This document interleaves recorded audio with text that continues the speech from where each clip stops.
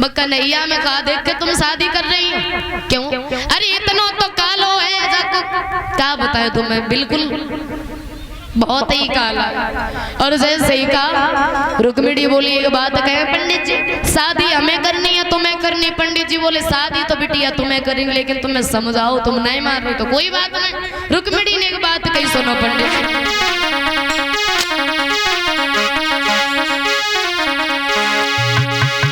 कि दिल के बाजार में और दौलत नहीं देखी जाती, और प्यार हो जाए तो सूरत नहीं देखी जाती, प्यार हो जाए तो सूरत नहीं देखी जाती।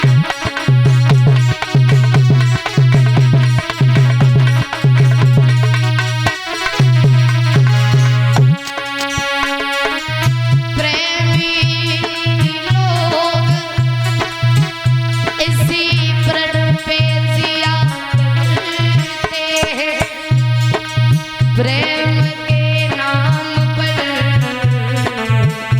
जो प्राण दिया करते हैं, क्या बुरा करते हैं जो प्रेम किया करते हैं, अपने प्रेमी को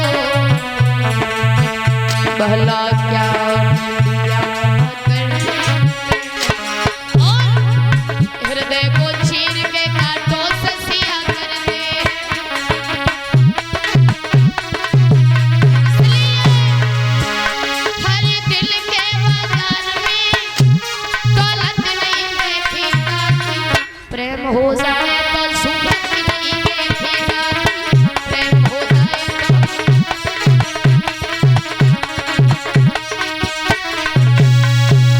पंडित जी बोले कोई बात नहीं, जाओ। और कन्हैया मंदिर के पास खड़े, और ऐसा करो पूजा की थाली लेकर के जाना, और अकेली जाना, किसी को साथ लेकर के मत जाना। और रुक्मिणी जैसे ही चली, पंडित जी बोले बिटिया सुनो, काम निकलेगा, तुम जा रही हो, भूख लगी है, कुछ खाने को रखा हो तो दे दो। रुक्मिणी बोली क्षमा करियो, अगर तुम्हें भोजन कराए तो बहुत देर हो जाए। एक बात कहे, तुम हमारी ससुराल आना, तुम्हें खूब भोजन कराऊंगी, खूब भरपेट। पंडित जी बोले कोई बात नहीं, जा रहा। पंडित जी वहां से चले, और पंडित जी जैसे ही चले, और रुक्मिणी ने पूजा की थाली हाथ में उठाई, और रुक्मिणी जैसे ही चली तो एक मन में विचार आया कि हम जा तो रहे, और जाते समय मैया से मिल, मैया के पास गई। मैया जे बताइए मेरी शादी कब है? मैया बोली बिटिया शादी कर ले, ससुराल परसों जाओगी। रुक्मिणी बोली मैया मेरो मन कह रो तेरे गले से लग के खूब रोई। मैया बोले बिटिया अगर अवैसे रोगी तो तुम्हारी आंखें सूज जाए, बिल्कुल ना रही। और रुक्मिणी मैया के गले से लग के रोने लगी। मैया ने समझाया, रुक्मिणी बोली मैया हम पूजा करके, बोले हाँ करे आओ पूजा। रुक्मिणी पूजा करने जैसे ही चली तब तक रुकुम आ गए। रुक्मिणी कहाँ जा रही है? पूजा करने। अकेली जा रही है? सखियां कहाँ हैं? और रुक्मिणी से जैसी सखियों को नाम लो मारे जुझलाई गई, सखियों को बुलाया। और रुक्मिणी जैसे ही चली सबसे आगे भागते वही जा रही। सखियां बोली देख ले बहना शादी था सके तो घमंड है गो है। हाँ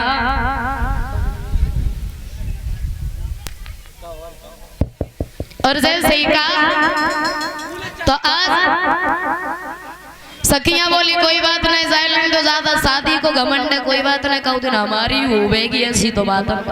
और जैसे ही सखियां ने कही सो रुक्मिणी ने सुन ली, जैसे पीछे मुड़ के देखो सखियां सब चुप हो गई, आगे बढ़ के गई। और रुक्मिणी ने मन में एक बात सोची है, सुना कन्हैया को हमने कन्हैया को देखो लेकिन कन्हैया ने हमें तो नहीं देखो, ऐसा ना हो कहीं हमारे बदले का उस सखी को न ले लो। तो जोन से हाथ में कंकन हो तो वही हाथ उठाए के बोली बहना से बताइए जेवा की सेना किन की? सिसवाल की। जेवाली किन की? दंत वक्र की। और जैसे ही कंकन वाला हाथ देखा रुक्मिणी को पास में बुलाया, इधर आओ, कौन हो, कहाँ रहती हो? रुक्मिणी बोली मेरा नाम रुक्मिणी है, कुंदनपुर में रहती हूँ, महाराज भीष्मक की बेटी हूँ, भैया का नाम रुकुम है। और जैसे ही कहा कन्हैया समझ गए यही रुक्मिणी है। रुक्मिणी ने पूछ लिया तुम कहाँ रहते?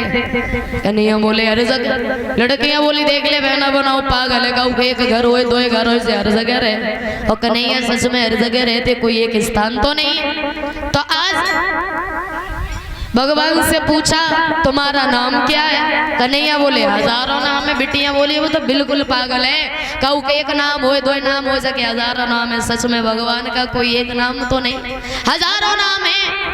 ये कमर में क्या है? बांसुरी बजानी आती है बहुत अच्छी, जरा बजा के दिखा दोगे? कन्हैया बोले नहीं। तो ऐसा करो हमें दिखा। और भगवान ने जैसे ही बांसुरी आगे बढ़ाई, रुक्मिणी ने कलाई की, कन्हैया ने बांसुरी को गोदी में डाला और रुक्मिणी की कलाई पकड़ी, उस रथ को उड़ा दी। अब जो सखियां साथ में गई दौड़ के आई मैया के पास और बोली मैया रुक्मिणी तो गई। बोली कहाँ गई? कि कोई काला काला सा इंसान था वो ले गया। और मैया दुख जब बात को नहीं कि रुक्मिणी चली गई, दुख इस बात का हो रहा है जब उसने रथ में बिठाया तो बहन चिल्लाई, यूं नहीं ना हाथ पाए चलाए, सीधी दारी चली गई। रुक्मिणी की माँ समझ गई सुनो बिटिया कोई गैर नहीं, कन्हैया थे। और लड़कियां बोली है मैया